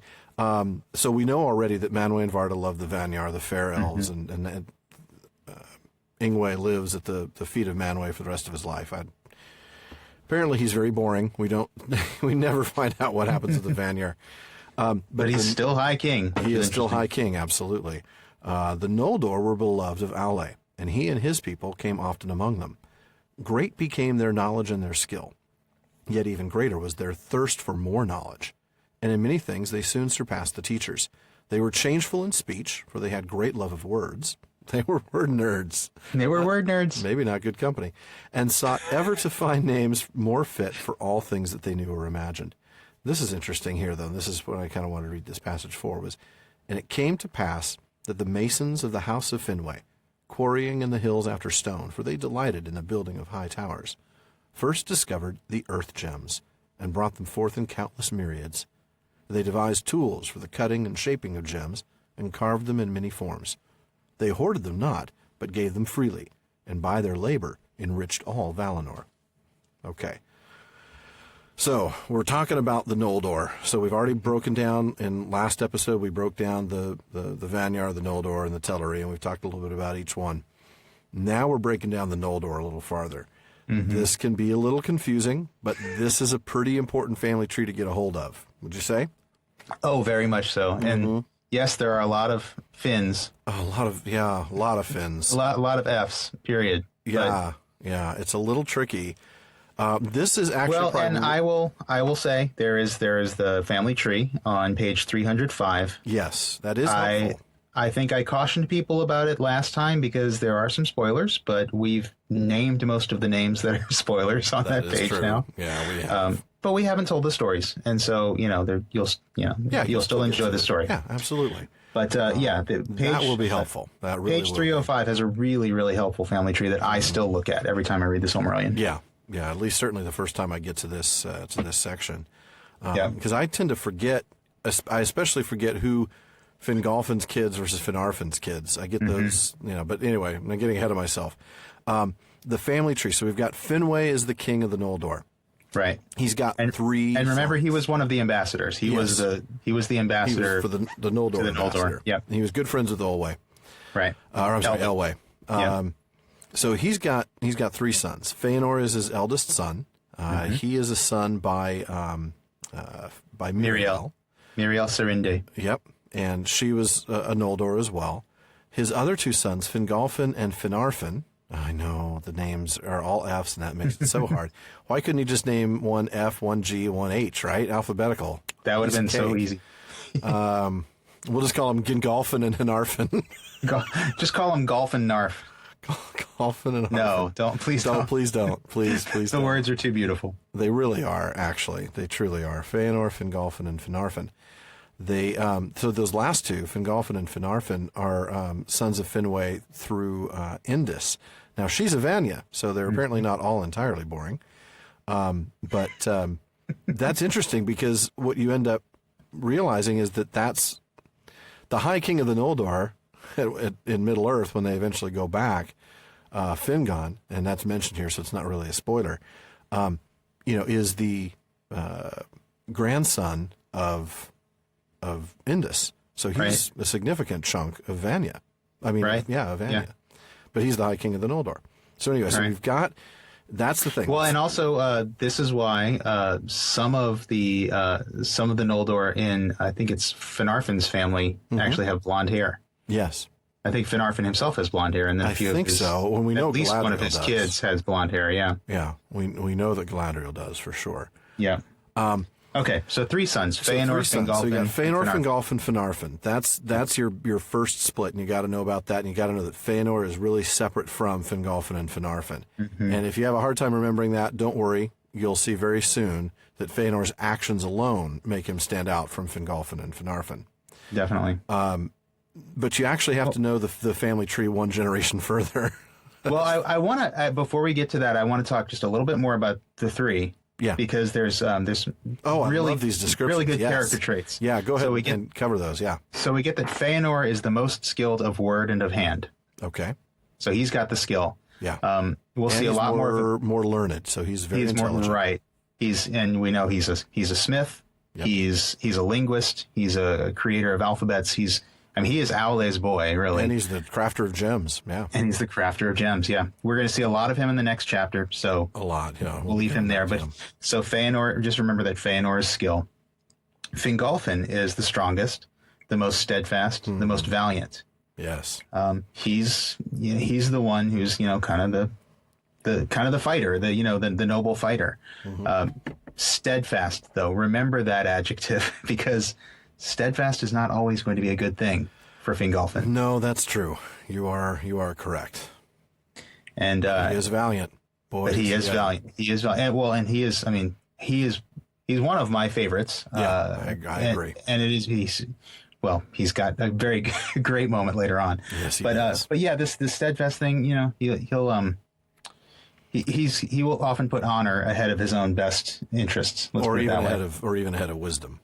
Yes, very true.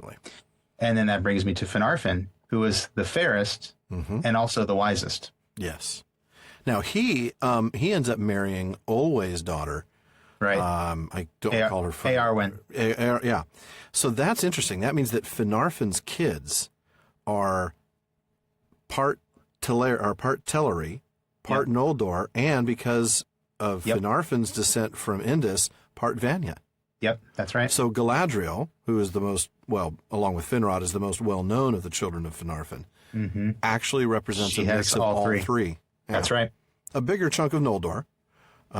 Sure, but a pretty sizable chunk of Teleri and also a little bit of Vanya. Yeah. Very interesting. Isn't that cool? I don't think I caught that until just now as I'm looking through the family tree and realizing this. Yeah. Wow, that's cool. So Finarfin is half Noldor, half Vanyar. So that means Galadriel. So she's half Teleri. She's going to be half Teleri, half Teller, and so then she's more Teleri. So she's half Teleri, a quarter Noldor, and a quarter Vanyar. Yeah. Wow. Fascinating. It's real. Isn't that cool though? It really is, and I love how it blends all three. Yeah. Well, and it's always the greatest of these families that have that. Like you mentioned Finrod, being. Obviously, he's one we're going to see a lot. He may be one that is everybody's favorite. I mean, I think so. Yeah, and you notice because you when you realize that you're looking at the kids of these three, Feanor's kids are all Noldor. Fingolfin's kids are that's right because Feanor married. Yeah, Feanor married Nerdanel, I believe was her name. Nerdanel, and she was Noldo. Nerdanel the Wise. Yeah. So all 7 of those kids, all 7 of those sons, he had all boys. They're all Noldor. The kids of Fingolfin are half Noldor. Or I'm sorry, I guess they'd be 3/4 Noldor and a quarter Vanyar. Well, I'm trying to remember who Fingolfin married. Oh yeah, I don't remember. But then it's Finarfin, who we know for sure they end up being a big chunk of Teleri. Fascinating. Well, we'll run into that. We'll see who Fingolfin marries if that's even listed. But wow, it's almost like the ones in who the Noldor blood is purest are the ones who kind of go downhill the fastest. Yeah, that's true. And it reminds me of I'm sorry, I got to give one more little linguistic aside here. Sure.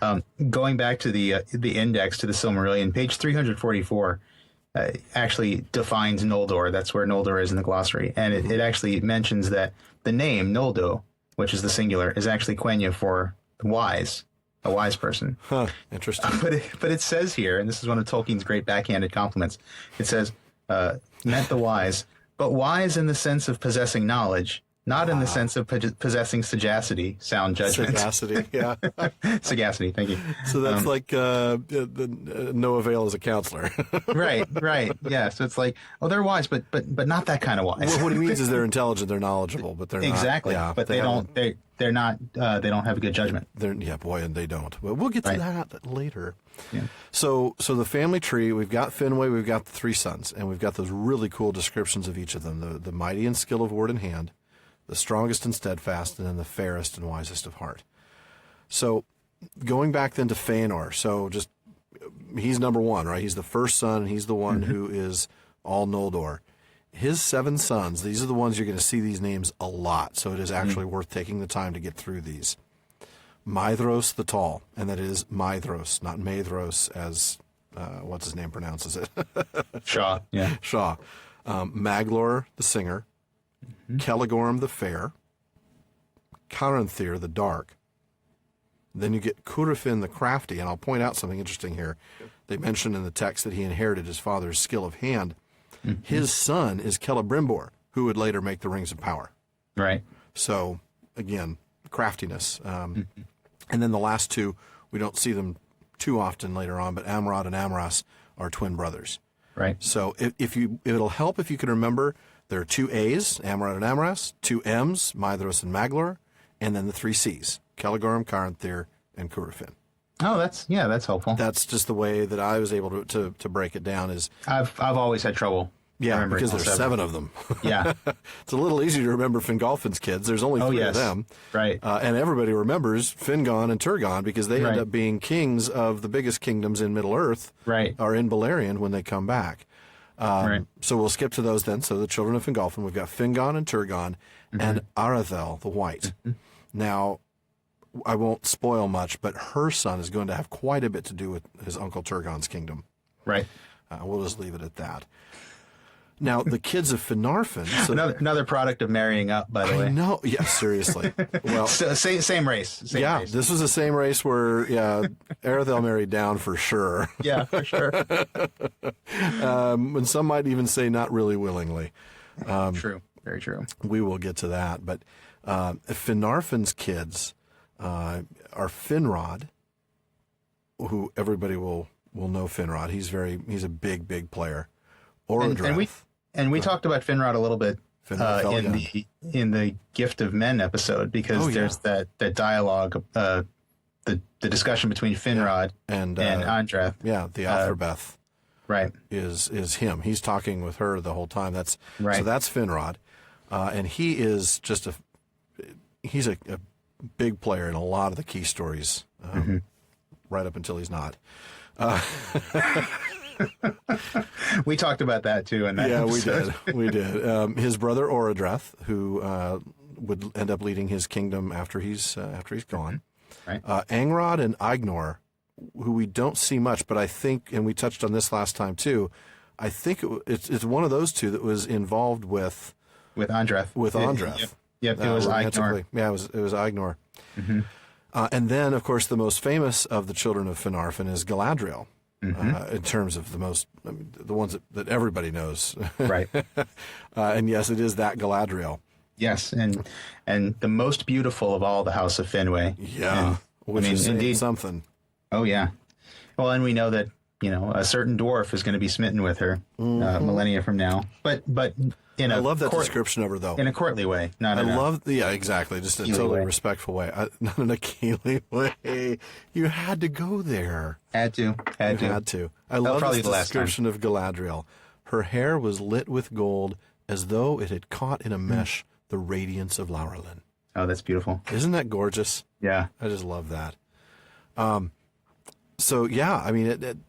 Go back and reread that section. I want to tell listeners this is really an important section you need to grab hold of. However you can organize this in your mind to help fit, please do, because these people all come back. Yes. Especially Feanor and his 7 sons. Fingon and Turgon, we only see Arathel in one set of incidents, one story. And then, we see Finrod, and really we don't see Galadriel much in the Silmarillion. That's true. But we do see Finrod and Orodreth. We see Finrod and Orodreth a lot. Yeah. Yep. So those are the ones you really need to pay attention to. Remember who belongs to who. And interestingly, again, the whole idea that the sons of Feanor are 100% Noldor, the sons of Fingolfin and the daughter are less so. They're maybe 50-50 or something with the Vanyar blood. But then that Finarfin's kids are a mix of all 3, which is, I think, speaks a lot to their wisdom. And Finrod really, really bears that out. Yeah. And so I just looked it up. Fingolfin's wife was Anaire, and she was Noldo. She was Noldo. Okay. So then they would be 3/4 Noldo and 1/4 Vanya. And one last thing to note is that the children of Finarfin, so again, we're talking mostly Finrod, Orodreth, and Galadriel, were really close with the children of Fingolfin. They're cousins. Their grandmother is the same. They're both they're all grandkids of Indus.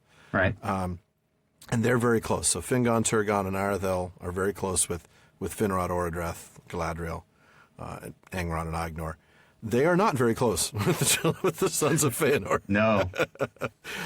In fact, there's a really cool bit, and I think it's in Unfinished Tales, Sean, is it, where we learn that Feanor is really kind of smitten by Galadriel's beautiful hair? Do you remember where I'm going? I kind of remember the story, but I don't remember where it is. I know. I'll have to look it up. I wonder. You know what? You want to talk a little bit about... Well, I'm trying to think. Well, let me just see if I can pull this up real quick, because if I can, it's worth pulling up. But you know what? I'll just summarize, because I'm going to have to. Yeah, it's going to take too long to find. But my understanding is that Feanor asks her for some of her hair. He wants to encase it in gems, and she says no repeatedly. And I believe there's something about them being unfriends after this. That's right. Yes, I do remember that. Where is that? Yeah, and it's I think it's in Unfinished Tales. The problem is, on the computer that I am on, I don't have that downloaded to my local copy of iBooks. So I'll pull it, take a look, see if I can find it while we're doing something else. Here we go. Oh, my goodness. It opened to the exact right page. Oh, excellent. Oh, this is so awesome. Okay. So from her, let's see. Okay. So we're talking about Galadriel. For in that testing time amid the strife of the Noldor, she was drawn this way and that. She was proud, strong, and self-willed, as were all the descendants of Finwë, save Finarfin. And, like her brother Finrod, of all her kin, the nearest to her heart, she had dreams of far lands and dominions that might be her own, to order as she would without tutelage. Yet, deeper still there dwelt in her the noble and generous spirit of the Vanyar, which did not dwell in Feanor, and a reverence for the Valar that she could not forget. From her earliest years she... it just went away. Hold on. No. No, there we go. From her earliest years she had a marvelous gift of insight into the minds of others, but judged them with mercy and understanding. And we see that in Lord of the Rings, right? Mm-hmm, absolutely. And she withheld her goodwill from none, save only Feanor. Oh, wow. In him she perceived a darkness that she hated and feared, though she did not perceive that the shadow of the same evil had fallen upon the minds of all the Noldor and upon her own. Now, where's the hair bit? I just had it. Oh, right, it's right before that. Okay, it was golden like the hair of her father and of her foremother Indus, but richer and more radiant, for its gold was touched by some memory of the star-like silver of her mother, and the Eldar said that the light of the two trees had been snared in her tresses. Many thought that this saying first gave to Feanor the thought of imprisoning and blending the light of the trees that later took shape in his hands as the Silmarils. For Feanor beheld the hair of Galadriel with wonder and delight. He begged 3 times for a tress, but Galadriel would not give him even one hair. These two kinsfolk, the greatest of the Eldar of Valinor, were unfriends forever. And she gave 3 of her hairs to Gimli. Doesn't that says so much? Passage enlighten? Oh man, I love that. Yeah, I absolutely love how much meaning, how much poignancy that gives to Galadriel's choice to give Gimli. And it does, and it says so much about Feanor, who is. We'll save this for next time. Feanor, but Feanor is a complex character that he's not a hero. Some people see him as an anti-hero. Some people see him as more of a straight villain, and it's we'll get to it next time. Yeah, I don't think he starts out as a straight villain, but no, he doesn't. There comes a point where I think one has to admit he's a villain now. Yeah, and well, they never do start out as straight villains, do they? No, not even Melkor. You're right. Yeah. You're right. But anyway, I'm sorry for that long diversion, but once we started talking about the hair, it reminded me of that passage. I'm so glad I was able to find it real quickly. And you're right, and it was an Unfinished Tales. It's actually the same story that I was thinking of with Galadriel's name. Yeah. Telerin name. Yeah, the history of Galadriel and Celeborn. Yeah. I can't believe I didn't remember that this was in there. It's like it was one of those things I know I've read, but yeah, couldn't remember where. But couldn't remember where. Yeah. Beautiful stuff, though. I love that. Unfriends. Yeah. Well, let's see. So now we get now we leave the Noldor. Okay, we've talked about Finwë. We've talked about his 3 sons and their lines. Now we leave the Noldor and come back to the Telerin, and how they at last came to the land of Aman.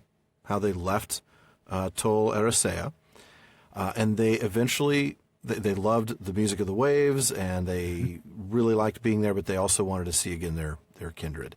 And so they ended up coming over. Yep. They came over by ship. Osei taught them the craft of shipbuilding.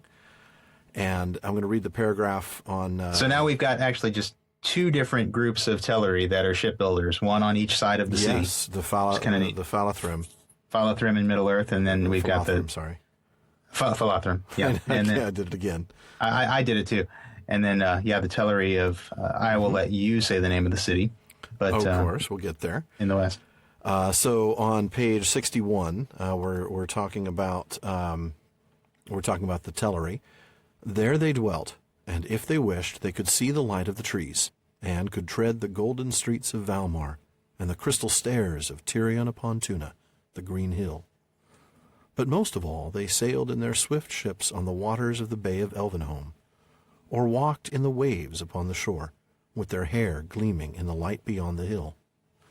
Many jewels the Noldor gave them, opals and diamonds and pale crystals, which they strewed upon the shores and scattered in the pools.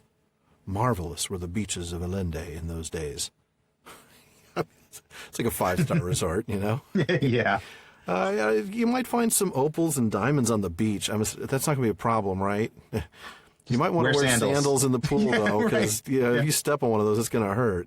I love that they had so many that they just scattered them. They're This is just, they're given freely. Right. You know, nothing's hoarded. Yeah. Let's let everybody enjoy it. I love that. And unfortunately, it doesn't stay that way. But and many pearls they won for themselves from the sea, and their halls were of pearl.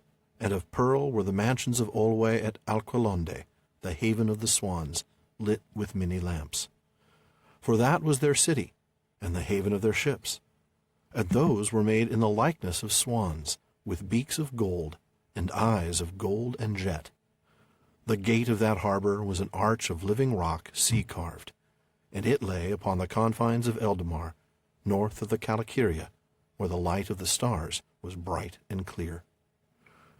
Beautiful. Once again, another beautiful image of one of these two so vivid great cities of Eldamar. So vivid. Such a Tirion and Alqualondë. You can really see it, and you can really, I want to go there and stay at, Oh, yeah. I want to sail on one of those swan boats. Would you like the Pearl Room, sir, or would you like the Pearl Room? Congratulations, sir. You've been upgraded to Opal. Thank you for being a frequent guest. That's right. We appreciate your patronage. Honeymoon suite. Man, just gorgeous. This Pearl City, and with all the lit by the lamps. Because again, remember, it's dark here, right? This is outside of where the light comes, and we see that at the very end, right? That this city is north of the Calakiria, so the light of the stars. So it is actually starlit. So it's night. So it's night. The light of the stars is bright and clear, and it's lit with the lamps. And it must just be. I can't even imagine that light reflecting off the pearls, off the jewels and the gems that are all over in the pools and the shores. Truly a stunning sight. And wow. Incredible. Wow. So we drew straws for that passage too, and you got that one. And I'm sitting here thinking I need some new straws because you've got the straw for Eärendil, and that's like the best straw in the whole flipping book. So yeah. You just have to wait till I just have to wait until chapter 24. Well, at the rate we're going, that might not be as long as we think. That's only 19 more chapters. So what is that? 38 weeks. Yeah. That's only like 10 months. Let's not hold our breath for it. No. We'll get there, though. That's one thing I like about this. This is our 12th episode. And, I'm not sure if anybody thought we'd actually make it this far. I'm not sure I thought we would make it this far. No, but clearly this is working. So yeah, absolutely. And thank you to everyone who's still listening. Yes. It's been a lot of fun. All 7 of you, we are so grateful. Oh, man. Well, there were a couple other things. I know I want to have you take that last bit about the Noldor. Yeah. But I did want to point out, interestingly enough, that over time, the Vanyar grew so much to love the land of the Valar and the full light of the trees that they left Tirion. They became sundered from the Noldor, and instead they drew closer to the Teleri, and they became friends. So And Sean, you wanted to kind of wrap this up by talking a little bit about the Noldor and specifically Feanor and his sons, right? Yeah, that's right. So you mentioned that the Noldor and the Telerin became closer friends as the Vanyar withdrew and went to go live on Taniquetil. Not Taniquetil. Not Taniquetil. But we see specifically that Feanor and his sons did something a little bit different. And I want to read this paragraph. Mm-hmm. The last paragraph of the chapter. Yeah. So Feanor and his sons abode seldom in one place for long, but traveled far and wide upon the confines of Valinor, going even to the borders of the dark and the cold shores of the outer sea, seeking the unknown. Often they were guests in the halls of Aule, but Celegorm went rather to the house of Orome, and there he got great knowledge of birds and beasts, and all their tongues he knew. For all living things that are or have been in the kingdom of Arda, save only the fell and evil creatures of Melkor, lived then in the land of Aman. And there also were many other creatures that have not been seen upon Middle-earth, and perhaps never now shall be, since the fashion of the world was changed. I wanted to end on that because it's a very pretty passage about the different creatures that live there. I love the idea that there are creatures that maybe we'll never see. That live in Aman, but I think I think there's something a little heavy here. Yeah, I want to go back to that first sentence, and I want to go back to Feanor. He's restless. He's constantly traveling. He's going to the borders of the dark and the cold shores. He's seeking the unknown. And I can't help but think about someone else we've seen here. Who went into the void seeking the flame imperishable? Maybe? Yes, indeed. Someone whose name begins with Mel and ends with Kor. Yeah, I mean, I feel like there's such a clear connection here. I mean, the going into the dark and the cold certainly sounds like the void. Yeah, he's seeking the unknown. We talked about Melkor's impatience in seeking Melkor's impatience with the void, I think is how it's he was impatient with the void. That was his And there's a sense here that you've got to think that Feanor is impatient. That's why he's wandering, because he's just not satisfied with what he's got. Interesting. I mean, we don't, seeking the unknown is not a bad thing, right? No, exploring. No, certainly not. But you're right. There is a sense of, and I think we probably appreciate get that sense what you've because got. We know more about what happens with Feanor. Sure. Yeah. But certainly he is very impatient. We'll find out a lot about his character in the next chapter. Yeah. And we'll see that, maybe there's some similarities here, but even to the borders of the dark and the shores of the outer sea, seeking the unknown, it does sound a little bit like going into the void and seeking the flame imperishable. Yeah. And I think as with everything, every word choice Tolkien makes, I don't think it's an accident. No, we know that. And as we will talk about, again, Feanor is a complex character, but I think that there is, he is not, he's got a lot of Melkor in him. Let's just put it that way. He does. You're right. He definitely does. My goodness. But we'll see more of that in the next episode. I think we will wrap it up there. That does wrap it up for another episode of the Prancing Pony Podcast. As always, we thank you so much for joining us. My goodness, it's been a long episode this time. Yes, it has. Thank you for sticking with us. As always, if you need cheap paperbacks to mark up, you can use the links on our library page at theprancingponypodcast.com. That's absolutely right. If you haven't done so already, please go ahead and subscribe on iTunes or Google Play Music. I think you just told me earlier this week we're now also on TuneIn. That's right. Which is pretty cool. So, as well as Stitcher. And on any of those sources, if they have opportunities for reviews, we would be grateful for any that you can provide. We thank you again, those of you who have reviewed us on iTunes. We're grateful for it. Yeah, thank you very much. Don't forget to follow us on Facebook, The Prancing Pony Podcast. You can get current updates, listen to previous episodes, and interact directly with Alan and me.